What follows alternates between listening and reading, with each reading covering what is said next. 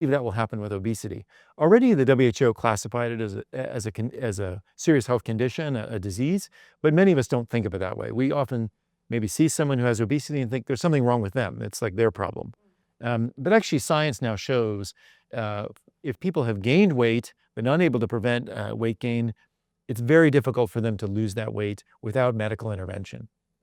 We've had surgery, we've had other medical interventions. Here now, Mounjaro is super effective, averaging about 20% weight loss in shorter studies, more than that in longer studies. Whereas people who were put on diet control Only 2 or 3%. Yeah. 2 or So 3%. really a big difference. That's the studies we've published in our label here in India. Yeah.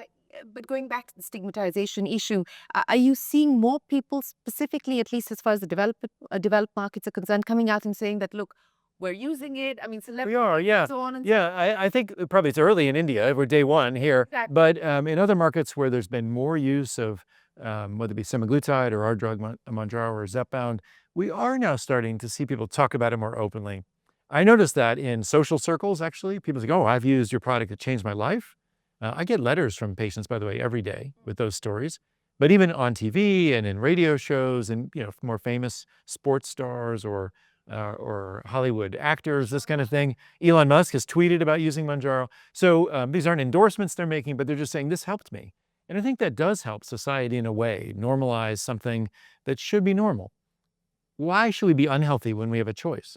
We can use a product like ours to treat obesity and change people's long-term health outcomes. That's a good thing.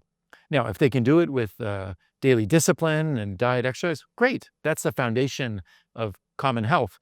But when people have gained a lot of weight, that's too difficult. And science shows that for most people, not successful. So here's another way to really restore long-term health, to affect conditions like diabetes that already manifest from obesity. And there'll be more medicines coming too. So I think we'll look back and say this was a moment of change in terms of the stigma of obesity.